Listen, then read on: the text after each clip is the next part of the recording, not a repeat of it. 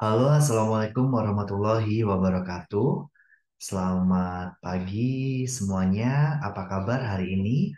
Semoga semuanya dalam kondisi sehat walafiat ya. Dan hari ini siap untuk menerima ilmu dan juga kita akan belajar bersama terkait dengan komunikasi terapeutik keperawatan, di mana pada topik pada hari ini kita akan membahas terkait bagaimana seorang perawat bisa menghadirkan diri secara terapeutik.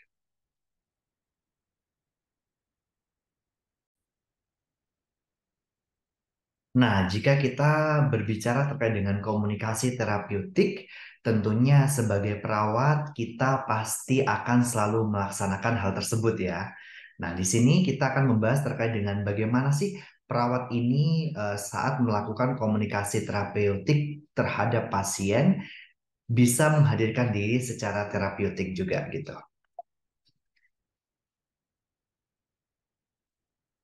Oke, kalau kita berbicara terkait dengan pengertian dari menghadirkan diri secara terapeutik, yaitu perawat hadir secara utuh, secara fisik dan juga psikologis pada waktu berkomunikasi dengan klien. Jadi ketika perawat sedang berhadapan langsung dengan klien dan melakukan komunikasi, maka perawat harus menghadirkan dirinya secara utuh. Jadi tidak hanya fisiknya saja, tetapi juga psikologisnya juga harus sudah siap untuk berkomunikasi dengan pasien.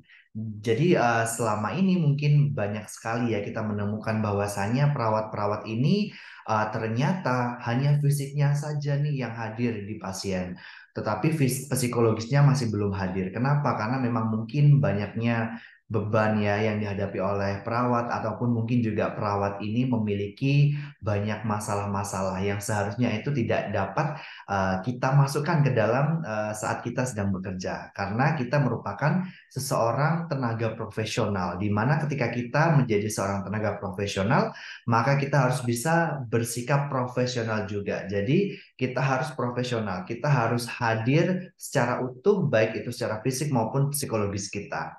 Nah, perawat ini tidak cukup hanya mengetahui teknik komunikasi dan juga isi dari komunikasi, tetapi yang sangat penting adalah sikap atau penampilan dalam berkomunikasi. Karena memang ketika kita sedang berhadapan dengan pasien, jadi kita harus tahu ya, tidak hanya konten apa saja yang akan kita sampaikan kepada pasien yang harus kita ketahui, melainkan juga bagaimana sih sikap kita selama berkomunikasi itu juga sangat penting. Di dalam sikap dalam berkomunikasi terapeutik dalam keperawatan ini, jadi dibagi menjadi dua, yaitu ada sikap fisik maupun psikologis.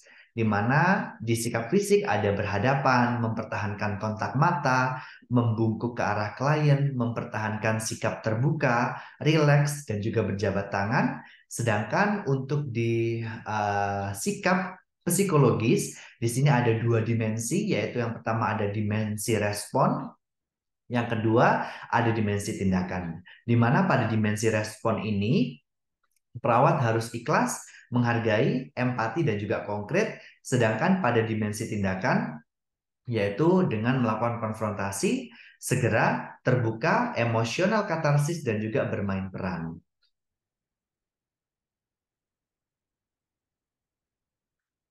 Nah, kehadiran diri secara fisik yang pertama yaitu berhadapan. Artinya saya siap membantu mengatasi masalah Anda. Jadi ketika kita sedang berkomunikasi dengan pasien, tentunya lebih baik bahwasanya kita berhadapan langsung dengan pasien. Di sini menandakan bahwasanya perawat ini siap.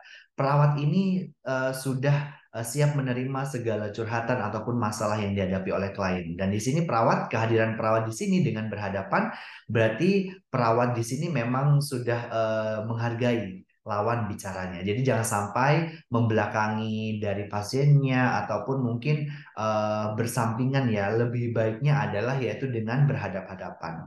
Yang kedua yaitu dengan mempertahankan kontak mata. Jadi kontak mata pada level yang sama berarti menghargai klien dan menyatakan keinginan untuk tetap berkomunikasi. Jadi ketika kita sedang berkomunikasi dengan orang lain, bagaimana kita untuk menghargai orang yang kita ajak berkomunikasi, yaitu dengan tetap menatap matanya. Jadi kontak mata ini harus tetap ada ketika kita sedang berbicara dengan orang lain. Jangan sampai kontak mata kita ke kanan ataupun ke kiri, kita tidak fokus, yang itu menandakan bahwasannya kita sebagai perawat kita tidak menghargai keberadaan klien kita. Jadi kita selama berkomunikasi dengan pasien kita atau klien kita, maka kita harus mempertahankan yang namanya kontak mata. Nah, kalau misalkan ternyata pasiennya tidak ada kontak matanya nih. Nah, jadi kita kaji di situ. Apakah pasien kita ini sedang mengalami mungkin perasaan yang malu untuk bertemu dengan orang ataupun tidak percaya diri. Maka dari itu kita harus mengajarkan kepada pasien kita bagaimana caranya untuk tetap melakukan kontak mata dengan lawan bicara itu sendiri. Kemudian yang ketiga yaitu membungkuk ke arah klien. Posisi ini menunjukkan kepedulian dan keinginan perawat untuk mengatakan atau mendengar sesuatu yang dialami oleh klien. Seperti yang kita ketahui bahwasanya perawat ini adalah seorang yang best atau good listener ya, sehingga kita ketika kita sedang berhadapan dengan pasien ataupun ketika kita bertemu dengan pasien, maka kita sudah siap untuk mendengarkan apa saja yang ingin dikeluh kesahkan oleh pasien. Sehingga dengan kita membungkuk ke arah klien itu menandakan bahwa diri kita ini tidak sedang dalam kondisi yang mungkin tegang ataupun kita mempunyai sikap yang terbuka, sehingga dengan adanya membungkuk ke arah klien kita menunjukkan bahwa kita peduli, kita siap untuk mendengarkan cerita dari klien tersebut. Yang keempat yaitu mempertahankan sikap terbuka. Dengan cara bagaimana? Tidak melipat kaki saat sedang berkomunikasi ataupun tidak melipat tangan seperti ini ya. Jadi nggak boleh sendakep atau melipat tangan yang itu menandakan bahwasannya perawat tersebut sikapnya tertutup ataupun tidak mau bercerita ataupun tidak mau terbuka dengan orang lain. Nah, di sini kita tidak boleh menunjukkan hal tersebut. Jadi selama berkomunikasi kita harus mempertahankan sikap terbuka. Sikap terbuka ini juga dapat meningkatkan rasa kepercayaan klien kepada perawat atau petugas kesehatan lainnya.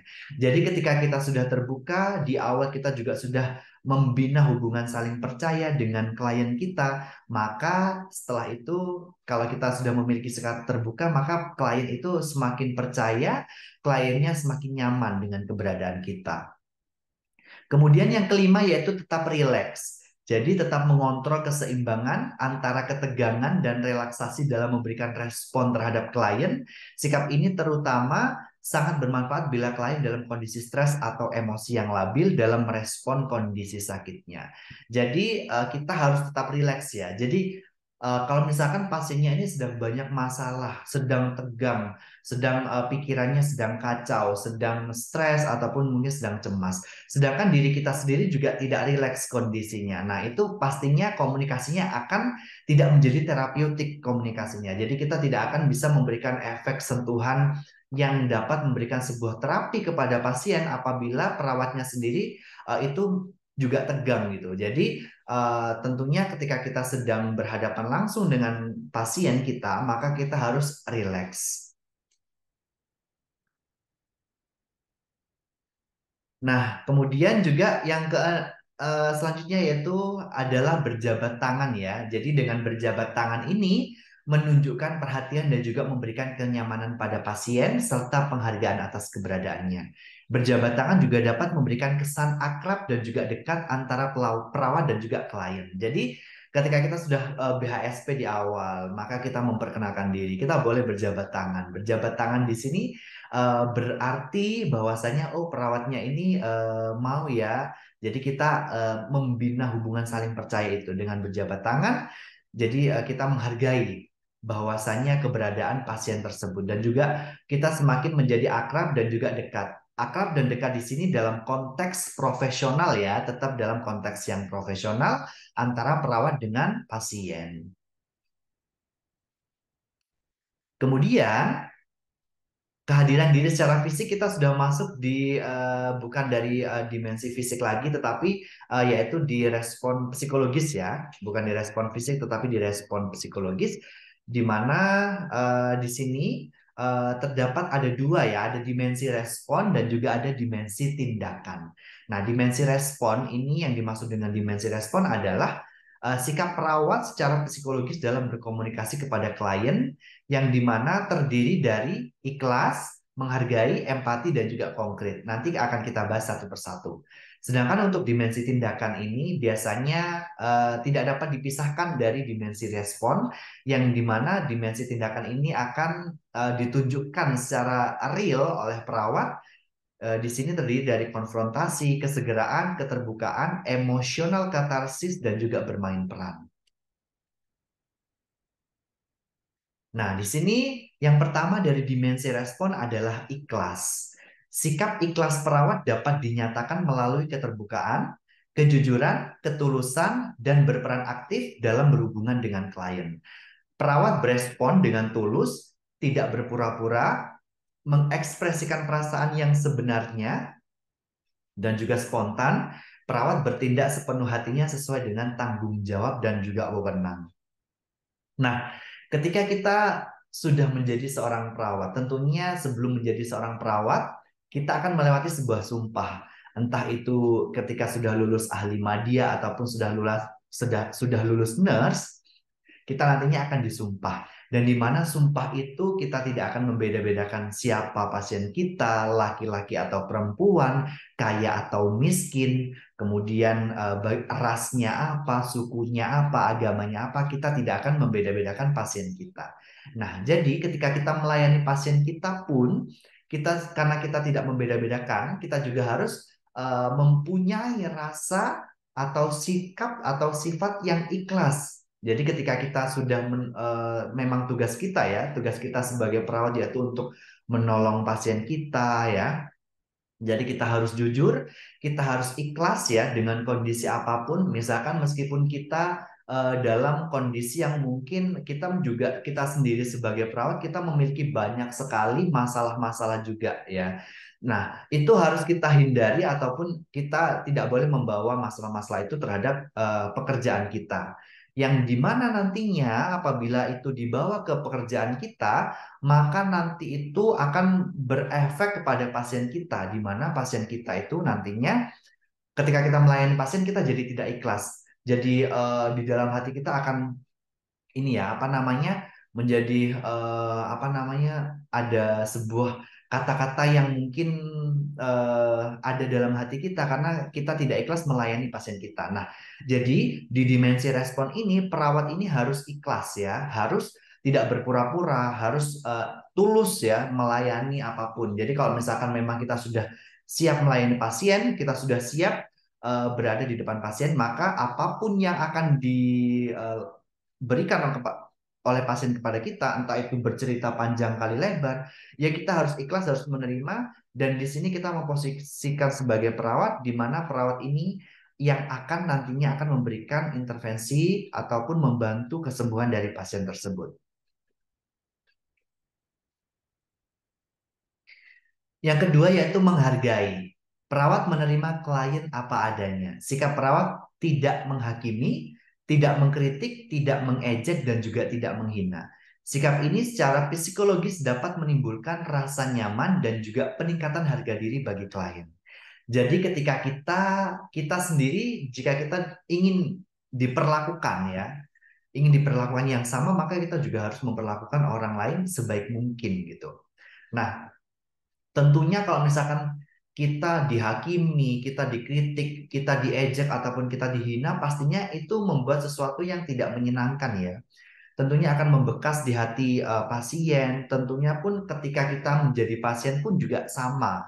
Kita akan merasakan jengkel seperti itu. Nah, maka dari itu kita harus menjaga, kita harus menghargai klien. Jadi kita tidak menghakimi ya, kita tidak menghakimi pasiennya. Misalkan pasiennya ini ternyata pasiennya datang ke perawat, misalkan luka ya, luka infeksi, pasiennya sudah datang luka infeksi dengan mengeluhkan nyeri dan lain sebagainya. Nah, datang. Terus kemudian perawatnya tiba-tiba marah-marah nih. Perawatnya marah-marah, menghakimi. Kenapa kok Bapak kok baru sekarang datang ke perawat? Kenapa nggak dari kemarin-kemarin? Kalau sudah kayak gini bagaimana dong nantinya? Nah, ini yang tidak boleh.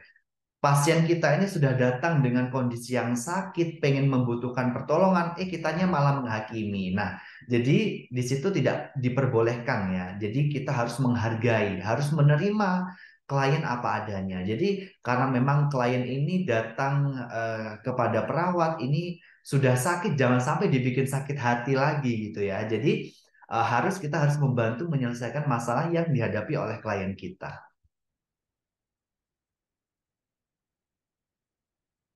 Kemudian ada empati. Nah, empati ini merupakan kemampuan masuk dalam kehidupan klien agar dapat merasakan pikiran dan perasaannya. Perawat memandang melalui pandangan klien, merasakan melalui perasaan klien, dan kemudian mengidentifikasi masalah klien serta membantu klien mengatasi masalah tersebut.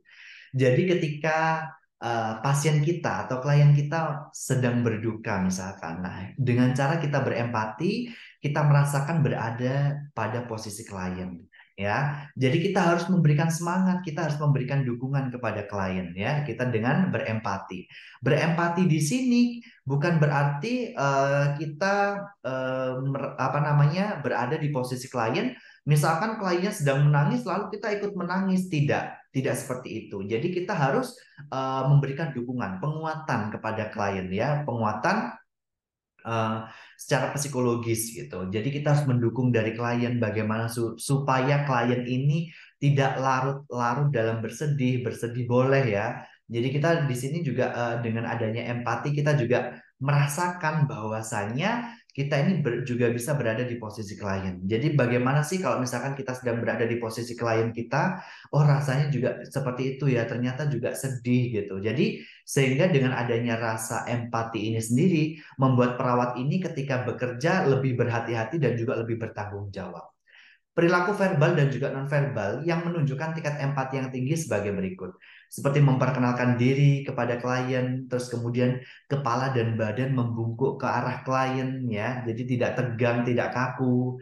Respon verbal terhadap pendapat klien khususnya pada kekuatan dan sumber daya klien. Jadi kita memberikan dukungan, memberikan kekuatan dengan respon verbal kita. Misalkan, saya tahu apa yang sedang ibu rasakan.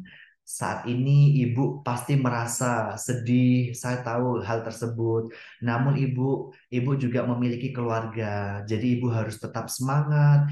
Ibu masih memiliki anak yang harus dibesarkan. Ibu di sini banyak sekali orang yang disayang oleh ibu. Jadi ibu jangan terlalu lama dalam berlarut dalam kesedihan ini. Ibu boleh bersedih, itu adalah hal yang wajar seperti itu. Jadi kita tetap memberikan dukungan dan juga penguatan.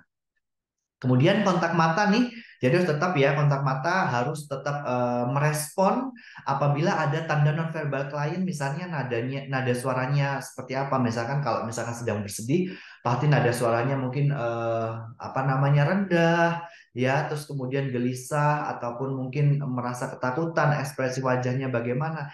Kita harus bisa merespon adanya tanda-tanda dari nonverbal klien. Tunjukkan perhatian, minat, kehangatan melalui ekspresi wajah. Jadi kita harus kalau kita sudah ikhlas nih, tentunya untuk membentuk suatu respon empati ini juga akan semakin mudah gitu ya. Karena kita memang sudah ikhlas, jadi kita pastinya kalau sudah ikhlas akan menunjukkan rasa perhatian, minat kepada klien ya. Terus juga bagaimana kita supaya tetap hangat sama klien, tetap dekat dan juga akrab. Nada suara konsisten dengan ekspresi wajah dan juga respon verbal dari perawat itu sendiri. Selanjutnya yaitu konkret, di mana perawat menggunakan istilah yang khusus dan jelas, bukan yang abstrak. Hal ini perlu untuk menghindarkan keraguan dan ketidakjelasan selama berkomunikasi. Jadi ketika kita berkomunikasi nggak boleh perawat terlalu panjang lebar ya, kesana kemari membahasnya, sehingga terkadang klien kita itu tidak mengerti apa yang kita katakan. Kadang kliennya ini pura-pura paham dengan iya iya padahal mereka tidak paham. Maka dari itu kita kalau misalkan sedang berkomunikasi dengan klien, gunakan kata-kata yang sesederhana mungkin. Sebisa mungkin jangan menggunakan kata-kata medis di situ ya. Jangan menggunakan kata-kata medis yang mungkin tidak dimengerti oleh klien kita gitu. Terus kemudian istilah-istilah itu harus jelas dan juga jangan sampai membuat mispersepsi terhadap klien.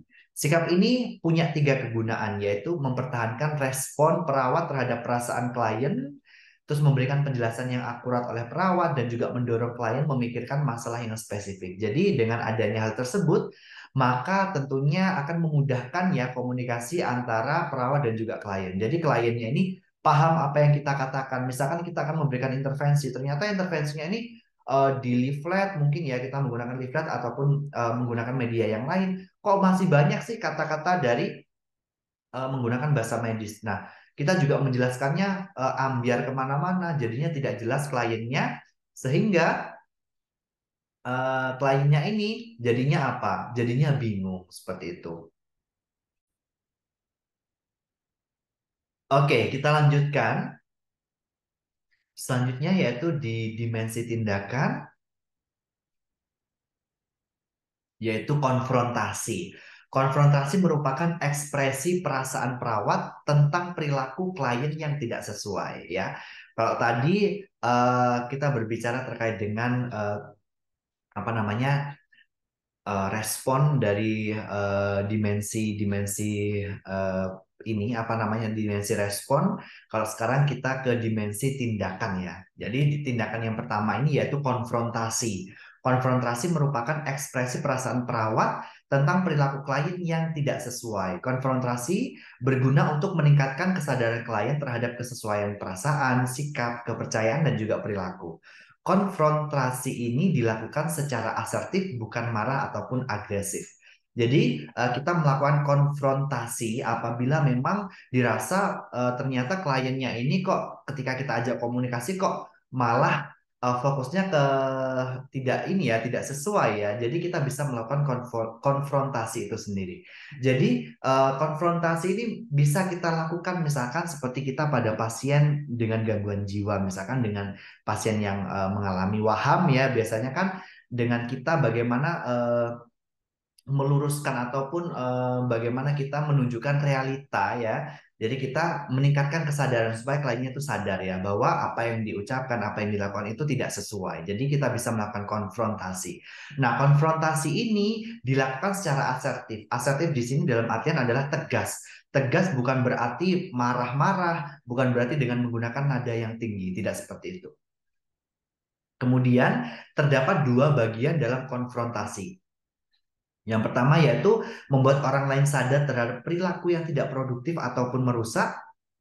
Dan yang kedua, membuat pertimbangan tentang bagaimana dia bertingkah laku yang produktif dengan jelas dan juga konstruktif.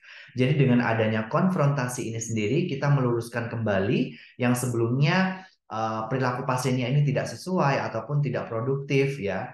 Jadi dengan adanya konfrontasi ini pas diharapkan adalah pasien dapat bisa kembali ya, meningkatkan kesadaran klien. Konfrontasi dilakukan apabila tingkah lakunya tidak produktif, tingkah lakunya dapat merusak orang lain, dan juga ketika mereka melanggar hak kita ataupun melanggar hak orang lain, maka perlu dilakukan konfrontasi dengan cara yang asertif.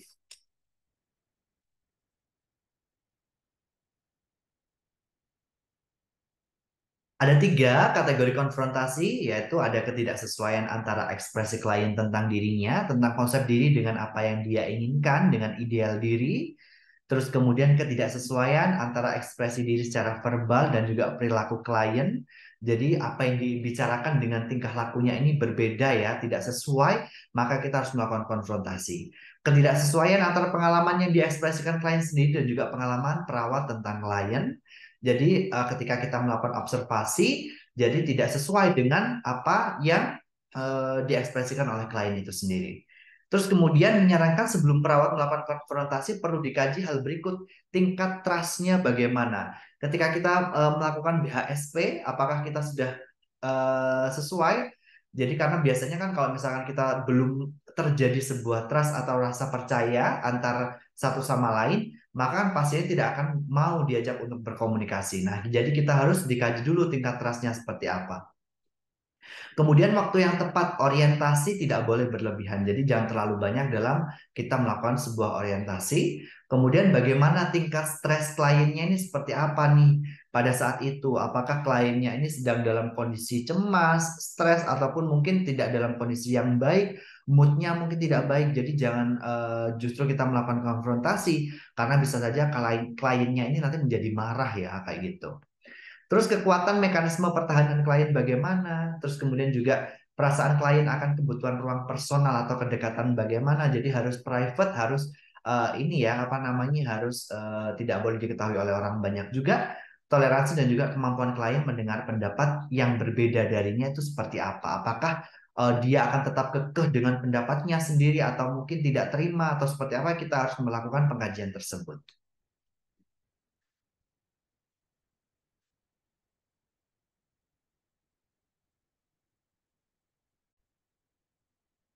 Cara untuk melakukan konfrontasi yaitu dengan yang pertama clarify atau membuat klarifikasi. Klarifikasi ini tentunya supaya sesuatu lebih jelas dan juga dapat dimengerti ya. Jadi sebelum kita melakukan konfrontasi, kita lakukan dulu klarifikasi apakah benar atau tidak. Jadi supaya lebih pasiennya ini paham apa yang dimaksudkan oleh perawat. Kemudian articulate atau artikulasi dari mengekspresikan menggunakan perkataan kita sendiri yang dimana supaya lebih mudah dipahami oleh klien. Kemudian request dengan permintaan, terus kemudian encourage yaitu dengan memberikan support, harapan dan juga kepercayaan. Jadi kita harus tetap memberikan support dan juga harapan. Jadi dari situ ketika kita memberikan sebuah konfrontasi karena memang adanya ketidaksesuaian pada pasien, jadi kita tetap memberikan sebuah support atau dukungan di akhir, yaitu dengan cara bagaimana supaya pasien kita ini tetap nyaman dan juga senang. Oh iya, ternyata kritiknya ini membangun seperti itu. Harapannya itu seperti itu.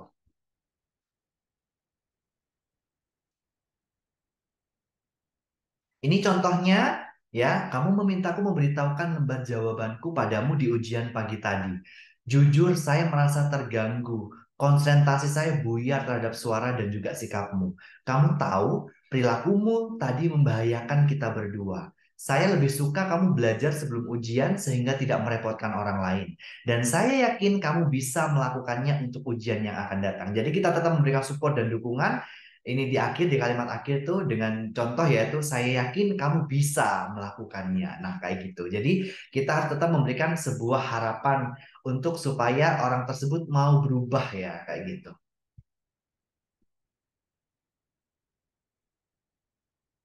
Kemudian ada kesegeraan. Kesegeraan berfokus pada interaksi dan hubungan perawat dengan klien saat ini.